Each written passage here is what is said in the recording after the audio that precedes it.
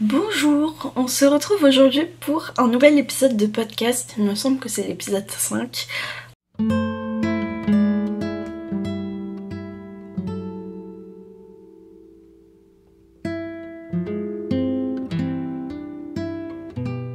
Et oui, je filme un nouvel épisode très rapproché du premier parce que, sachant que ça fait 2 ans que j'avais pas posté de podcast, mais écoutez, l'envie du tricot est revenue et je finis des choses.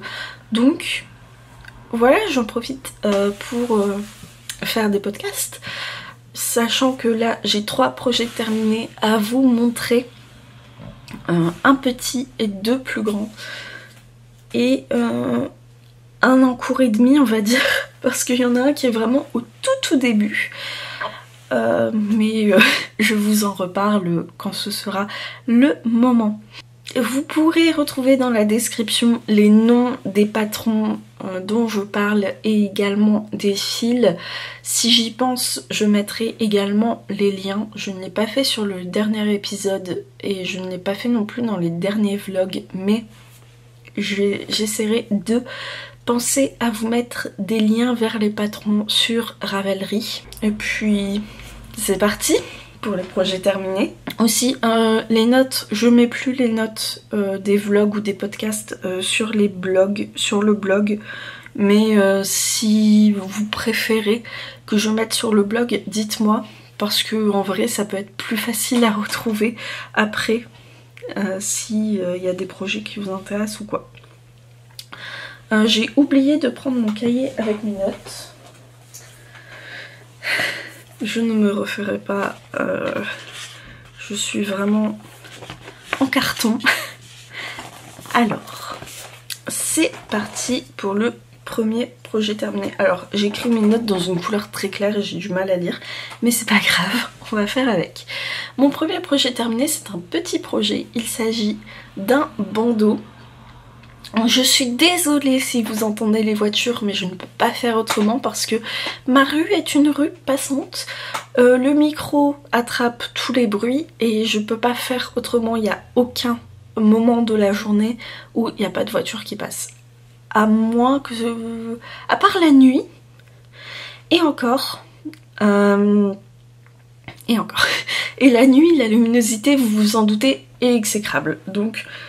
Enfin... La nuit, il n'y a pas de lumière, donc...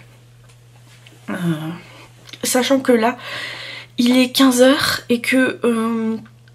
malgré le fait que dehors, il fasse plutôt correct, eh bien, j'ai une lumière sur mon bureau pour m'éclairer, plus ma lumière de plafond qui est allumée. Donc, désolée si les couleurs ne sont pas tip top. C'est pas de ma faute, c'est la saison qui veut ça, donc désolée.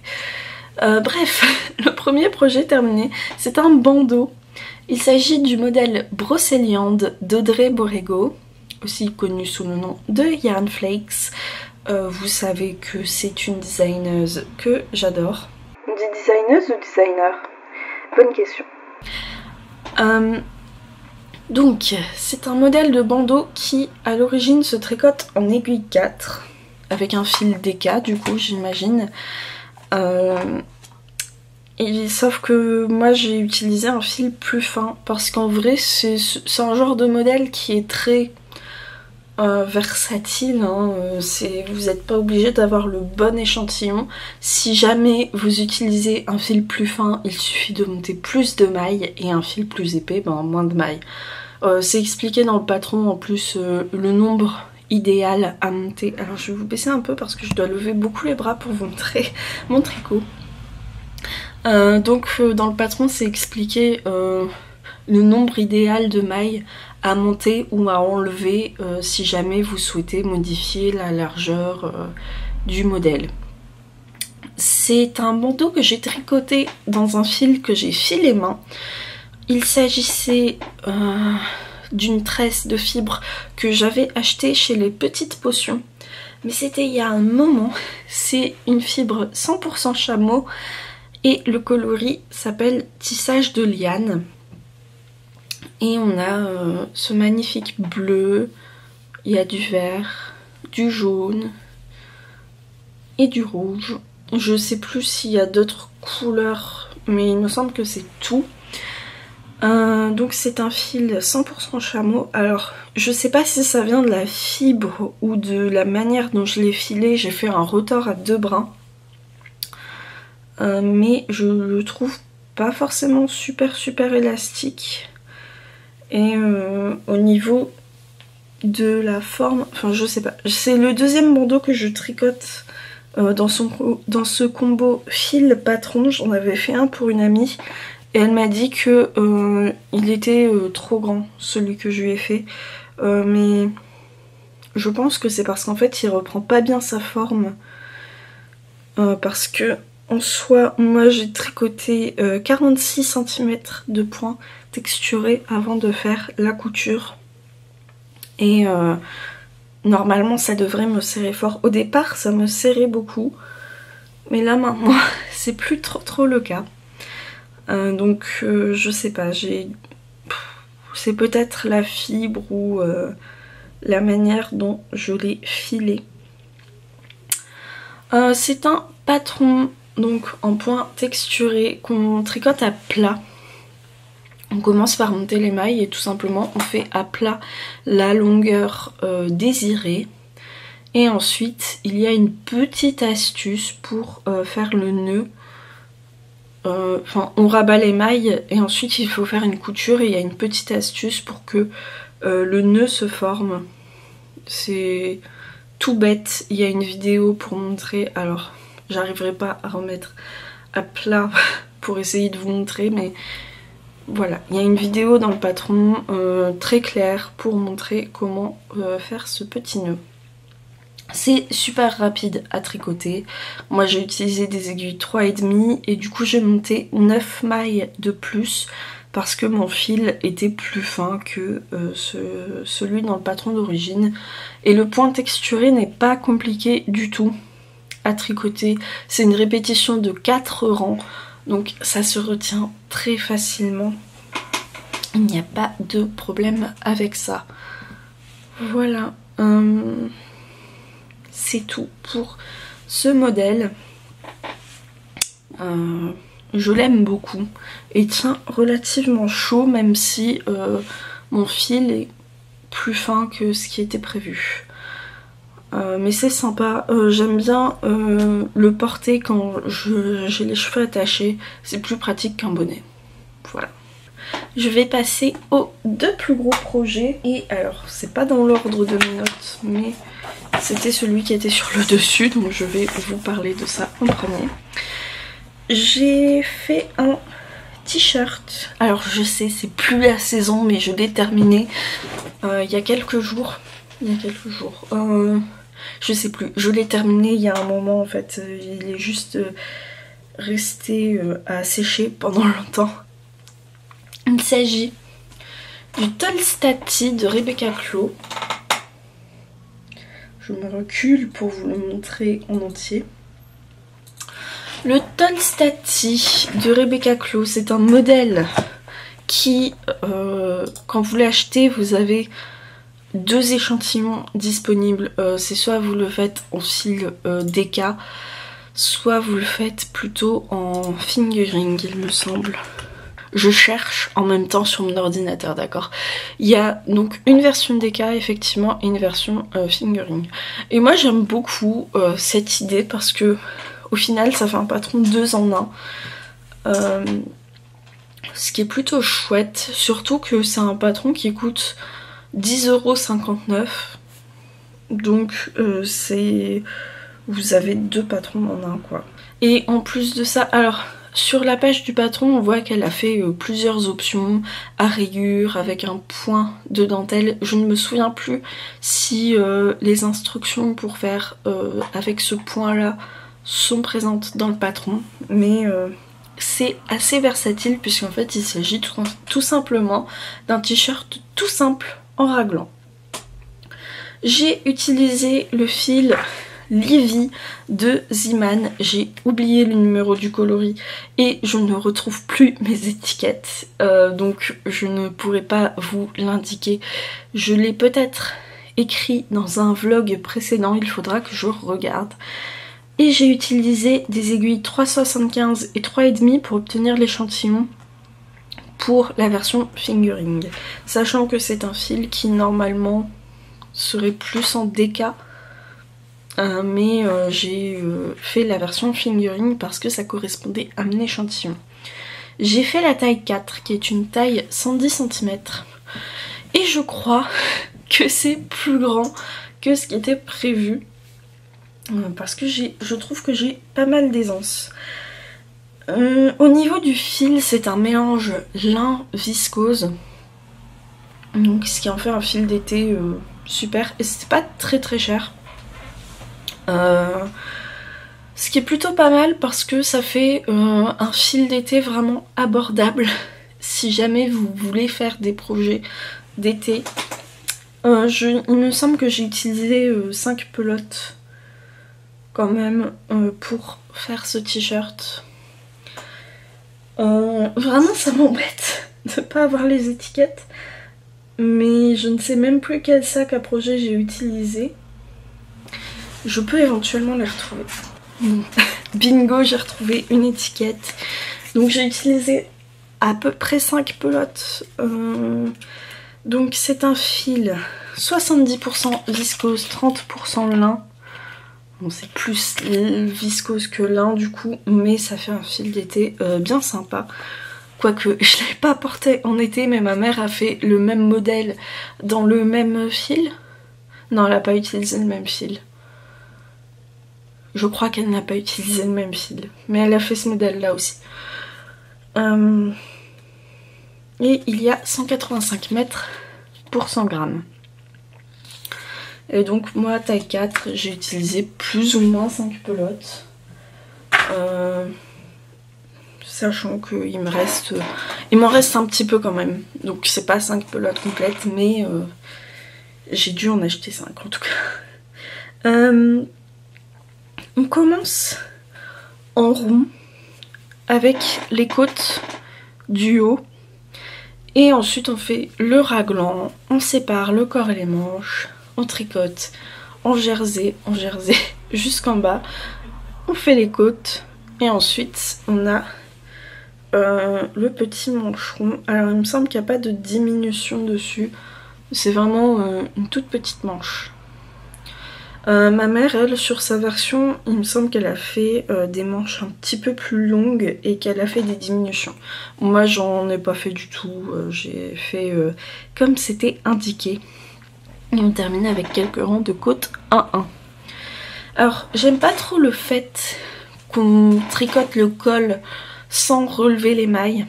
Parce que je trouve que le fait de relever les mailles, ça permet d'ajouter une structure au projet à la fin. Et c'est un fil, enfin, je pense que vous le voyez là, c'est assez mou. Normalement, je vous aurais mis une vidéo portée sur le côté. C'est quand même très mou. Et j'ai peur que ça finisse par ressembler à une serpillière. Parce que ça se sera détendu. C'est pas forcément ce qui me rassure le plus. Au niveau du patron, c'était la première fois que je tricotais un patron de Rebecca Clow. Et j'ai bien aimé. C'était super clair. Alors c'est disponible qu'en anglais. Donc si vous ne tricotez pas, si vous ne lisez pas les patrons en anglais, dommage pour vous. Mais après, c'est pas non plus forcément super compliqué, je trouve, le tricot en anglais. Il y a plein de ressources sur internet pour vous aider à traduire les patrons. Bon. Après, je pense qu'un modèle comme ça, honnêtement, c'est juste un t-shirt raglan. Je pense que c'est pas non plus la chose la plus compliquée à trouver en français. Il doit y avoir plein de modèles comme ça. J'ai pas non plus spécialement beaucoup de souvenirs parce que je l'ai commencé cet été. Ah oui, on a dans le raglan, à partir d'un moment, on fait des augmentations tous les rangs. Et ça c'était un peu casse-pied. parce que c'est super serré à cet endroit-là et c'est assez compliqué de faire les augmentations parce que c'est serré et tout. Je pense même qu'on voit que mes mailles autour de ces augmentations sont un petit peu plus serrées parce que j'ai eu un petit peu de mal. Et franchement, j'ai trouvé que le raglan était un peu interminable à faire. Franchement, il y a d'autres modèles en raglan où ça va niveau temps de tricot, mais là, c'était un peu interminable. Et j'ai dû recommencer une fois parce que je m'étais trompée dans le nombre de mailles que j'avais monté. Oui, bonjour. Mais sinon, voilà. C'est un petit patron d'été sympa, mais sans plus. Mais vraiment, le fil, je le trouve vraiment super mou, quoi. À voir à l'usage, hein, c'est la première fois que je le tricote. Et donc, là, ça va vivre dans un placard pendant des mois et des mois, parce que, évidemment, ce n'est pas la saison de porter des t-shirts en lin viscose. On s'entend là-dessus, mais on verra bien. Le deuxième projet, non du coup c'est le troisième projet, mais le deuxième vêtement terminé, il s'agit, attention, du cardigan pivoine de Audrey Borrego. Alors que j'arrive pas à attraper correctement. Alors je vous le montre en tant que projet fini, mais je suis pas super sûre de moi parce que vous voyez déjà que là ça fait un pli disgracieux à ce niveau là. Voilà. Et que oui, ça fait vraiment un pli dégueulasse.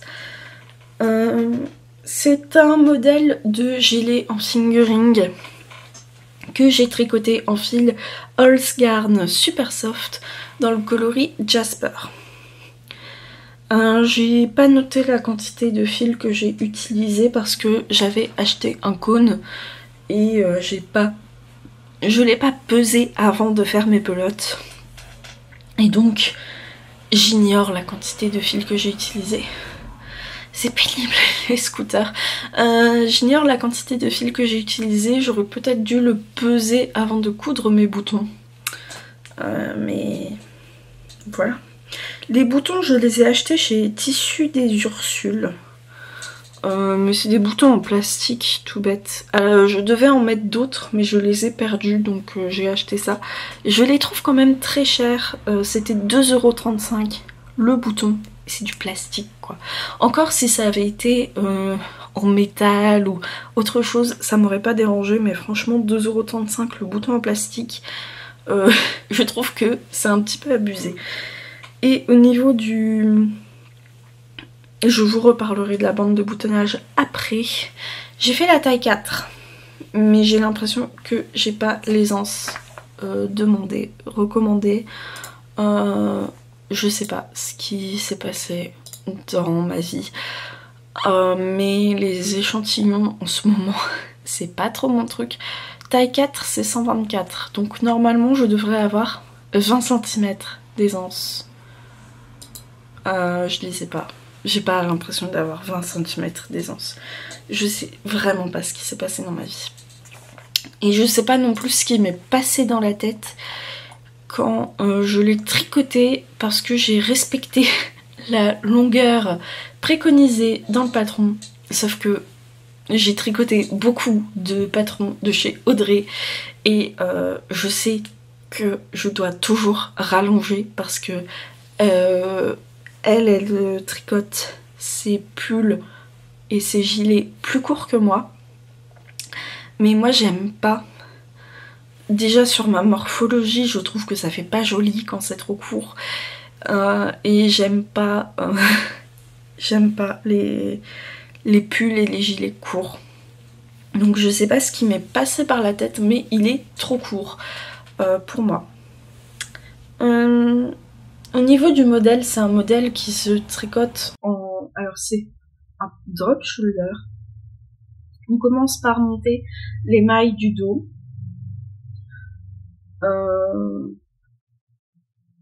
Je sais plus exactement comment on fait, mais On fait le dos, on fait les demi-devants. Il y a des augmentations sur le demi-devant parce qu'en fait c'est un petit peu col V, c'est pas vraiment un col très droit. Et vous voyez quand même que... Alors j'ai dû placer mon bouton au mauvais endroit. Je pense que c'est ça. Mon bouton devrait peut-être être un petit peu plus haut. Ouais.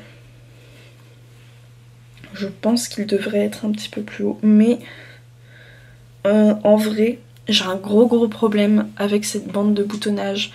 Que quand je le tricotais, je me disais bien... Elle est super serrée ma bande de boutonnage, mais au blocage ça devrait passer. Et au final, c'est pas passé. J'avais passé mon gilet à la vapeur pour voir si ça irait au blocage. Et franchement, passer à la vapeur et tout, ça allait. Mais avant ça, c'était vraiment tout rabougri, tout serré et tout. Et... je l'ai bloqué, ça s'est resserré, j'ai dû tirer beaucoup au blocage et vous voyez que ben là en haut ça fait un pli. Alors là je ne vois pas parce que je suis derrière, mais on a des plis aussi qui se forment tout du long. Ce qui est embêtant, c'est que on tricote donc le corps. Tout en bas il y a un petit point de dentelle. Et ensuite on a des côtes 1-1. Mais vous remarquerez que la bande de boutonnage n'est pas en côte. C'est du jersey double. Alors comment on fait cette bande de boutonnage? C'est qu'on va relever.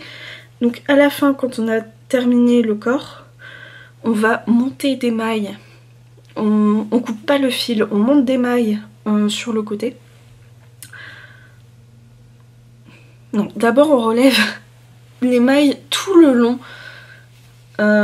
de l'encolure et ensuite on monte des mailles sur le côté et on tricote en raccrochant aux mailles qu'on a relevées la bande d'encolure. Je ne sais plus quelle taille d'aiguille j'ai utilisé pour faire ça, mais franchement c'est beaucoup trop serré par rapport au jersey. Et du coup ça fait vraiment des plis disgracieux. Et je vous promets que c'est pas uniquement parce que j'ai mal placé mes boutons. C'est aussi parce que c'était trop serré de base. Enfin, ça se voit quoi, que c'est au niveau vraiment de cet endroit là où on a relevé les mailles et tout, que ça plisse. J'ai hésité longtemps à défaire et refaire. Mais j'ai pas le courage, mais je vais pas le porter en fait. Si c'est comme ça, ça va me saouler, déjà qu'il est beaucoup trop court pour moi. Donc je vous le montre en tant que projet terminé parce que quand même là vous voyez bien un vêtement devant vous, mais il est un peu loupé selon moi.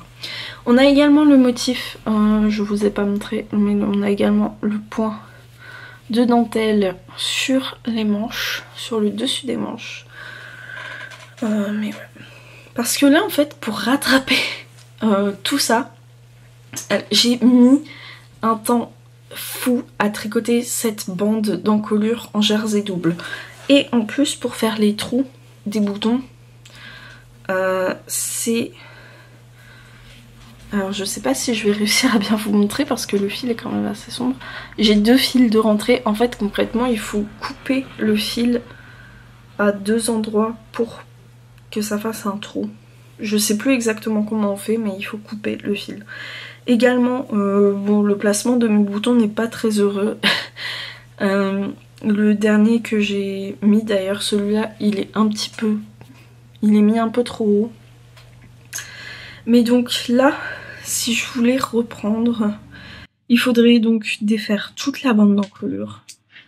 Et il faut que je reprenne en bas du corps tout simplement pour rajouter au moins 5 cm au minimum de chez minimum et ça va me prendre un temps fou. Mais je pense que je vais prendre le temps de faire ça parce que vraiment il est vraiment trop court. Je vous ai fait une vidéo portée et j'hésite à vous la montrer parce que j'ai beaucoup de problèmes d'image de moi.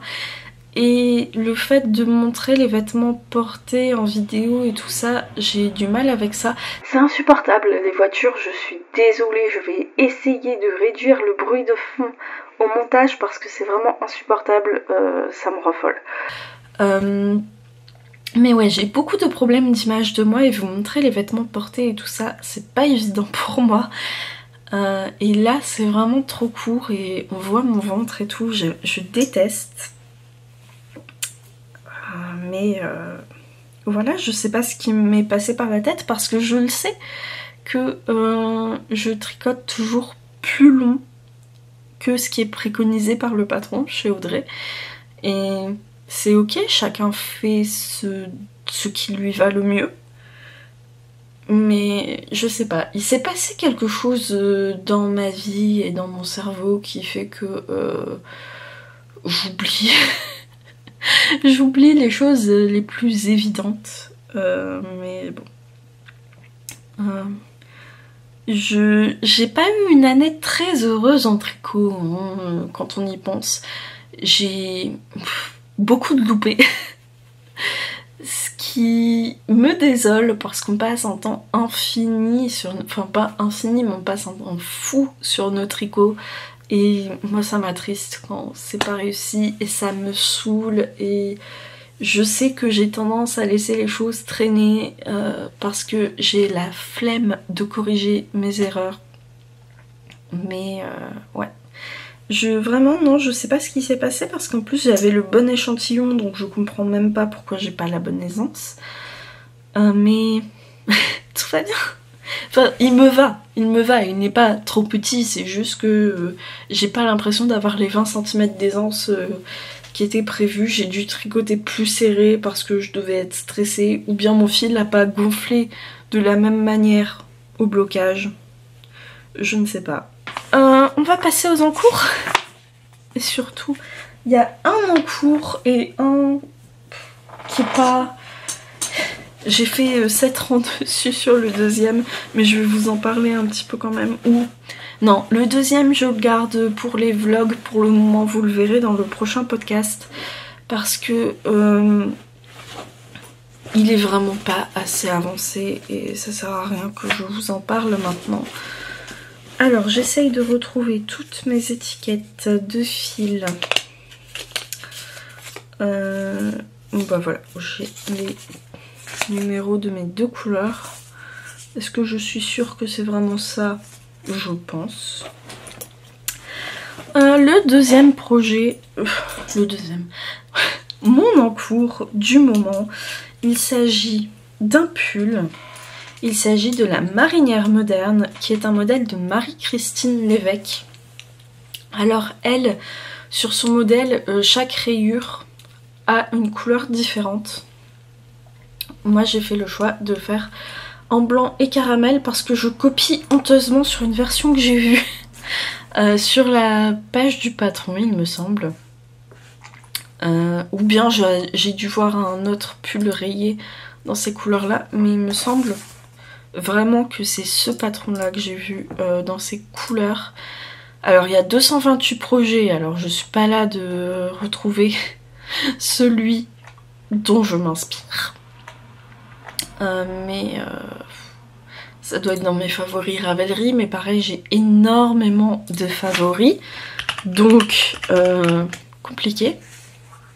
Et ouais, bon, c'est pas grave. Je copie honteusement les couleurs de quelqu'un d'autre, mais je ne sais plus qui. C'est un pull raglan, texturé avec des rayures. On a de la texture uniquement sur le corps, pas sur les manches, et uniquement dans la couleur principale, et les rayures sont en jersey. C'est la 3e fois que je fais ce pull. Techniquement la 4e, parce que j'avais déjà tenté cette année de faire ce pull dans ce combo de couleurs, et surprise surprise, trop petit. Parce que mon échantillon n'était pas bon, et a priori mes versions précédentes étaient la taille au-dessus de ce que j'avais fait. Ce qui me paraît bizarre parce que je crois, j'ai noté sur ma page Ravelry que j'ai fait la taille L. Et là je fais la taille XL. Je comprends pas. Mais donc là j'ai augmenté ma taille d'aiguille et je fais la taille XL. Et ça m'a l'air ok niveau taille cette fois-ci. Et l'échantillon c'est pas particulièrement déjaugé, mais en même temps là normalement j'ai le bon échantillon. Alors je ne sais plus quel est l'échantillon. Mais oui, la première version que j'ai fait aussi c'était une taille L. Je comprends pas, j'ai retrouvé un patron papier sur lequel j'avais surligné la taille XL. Je comprends pas. Mais c'est pas grave. L'échantillon est de 26 mailles pour 36 rangs sur 10 cm en point texturé. Normalement, j'ai le bon échantillon maintenant. Je suis pas sûre, mais normalement, ça devrait passer. On commence à plat en montant des mailles pour... Alors on commence vraiment avec 2 mailles pour le demi devant. Et on commence donc à plat, on fait des augmentations et d'abord, est-ce qu'on fait des augmentations au départ pour le col? Non. On fait d'abord des augmentations uniquement au niveau du raglan et ensuite on fait des augmentations aussi sur les demi-devants pour avoir un col arrondi. Et après on rejoint en rond, on tricote quelques rangs encore avec la couleur principale et on commence ensuite les séquences de rayures. Alors je sais pas trop ce que j'ai fait sur mes séquences de rayures, j'ai mal calculé en fait entre mes augmentations et mes rayures, mais heureusement j'ai recompté mes mailles avant la séparation et en fait il me manquait 2 rangs, donc donc j'ai fait mes 2 rangs et j'ai fait ma séparation. Et ensuite, eh bien on tricote tout simplement le corps droit avec une fausse couture. Alors moi j'ai fait le choix de faire cette fausse couture, enfin j'ai fait le choix de faire des mailles glissées sur le côté. Je vais essayer de vous montrer de l'autre côté, ce sera peut-être plus simple parce qu'il n'y a pas mes aiguilles, mais je fais des mailles glissées au niveau du côté. Oh, on voit pas vraiment. Mais dans le patron c'est prévu que cette maille là que moi je glisse, ce soit une maille en vert tout du long pour faire une fausse couture. Moi je trouve ça plus joli une maille glissée. Donc c'est le parti pris que j'ai fait. Ce qui est un petit peu compliqué parce que je croise mes fils entre les rayures. Bon c'est pas super joli mais c'est l'intérieur donc on s'en fout. Voilà, j'ai pas le time pour faire des finitions très jolies à l'intérieur, d'accord? Je croise mes fils un peu n'importe comment en espérant que ça ne se voit pas sur l'endroit. Parce que j'ai clairement pas envie de couper mon fil entre chaque rayure et après d'avoir 15 000 fils à rentrer. Donc, voilà comment je procède. Et en vrai les rayures sont pas très épaisses donc ça passe de faire ça. Mais j'ai vu là le pull que j'avais fait à ma mère que je vous ai montré la dernière fois et mes fils ils sont super bien croisés et je sais plus comment j'ai fait. C'est mystère et boule de gomme mais ça fait super net et joli sur le côté. Et là, quand je fais pour moi, c'est n'importe quoi, ça ressemble à rien. Mais c'est pas grave. Je vous ai pas parlé du fil, c'est de la Drops Nord, qui est un fil 45% alpaga, 30% polyamide, 25% laine. Laine, c'est juste écrit wool. Voilà, c'est de la laine, mais on sait pas de quel mouton ni rien. C'est un fil que j'aime bien, qui se tricote en 3 mm, c'est écrit, mais voilà, je le tricote en 3,5. Bon. Mais c'est un fil que j'aime bien, qui est un petit peu poilu, mais ça va. Bon, après, c'est vrai que ça bouloche. mais c'est du fil industriel. Ceci dit, je dis ça, mais il y a des fils beaucoup plus chers qui boulochent aussi. Mais là, bon, ça bouloche. Les couleurs, c'est 0, 1 et 22. Il me semble que c'est 22. Et donc, moi, j'achète mes fils sur Calidou. Voilà. J'ai un problème d'ailleurs avec justement mon deuxième en cours que j'ai à peine commencé. C'est que la couleur a été discontinuée. C'est de la Drops Lima dans le coloris 4088 et la couleur a été discontinuée et je suis pas sûre que j'en aurai assez pour mon projet. Je vous le montre rapidement, mais vraiment j'ai fait ça. Je suis pas sûre que j'en aurai assez parce que l'estimation c'est 1230 mètres aidés pour le patron et j'ai 12 pelotes qui font 100 mètres. Donc j'ai mes petits doutes sur ça. Et le fait est qu'il y a des sites qui en ont encore en stock, mais je suis pas sûre que ce soit des sites très très fiables. Alors le premier c'est Hobby Perlin et le deuxième c'est Linde Hobby. Et alors a priori Linde Hobby c'est pas forcément super, il passe par colis privé qui est une société de livraison que je n'aime pas, qui est... Voilà, j'ai pas envie non plus de devoir attendre toute la journée chez moi sans pouvoir sortir après un livreur pour 2 ou 3 pelotes de laine. J'avoue, ça m'embête. Mais j'ai pas trouvé vraiment d'autres sites qui aient l'air vraiment fiables. Et ça m'embête. Voilà. Je n'ai rien d'autre à dire. Voilà. Donc c'est tout pour ce podcast. J'espère qu'il vous aura plu. Dites-moi si vous avez déjà commandé sur l'un des 2 sites dont je viens de parler. Mais oui, c'est tout pour cet épisode de podcast. Je vous remercie de l'avoir regardé et je vous souhaite de bons tricots, de belles journées et je vous dis peut-être pas à bientôt, mais à plus tard. Voilà. Salut!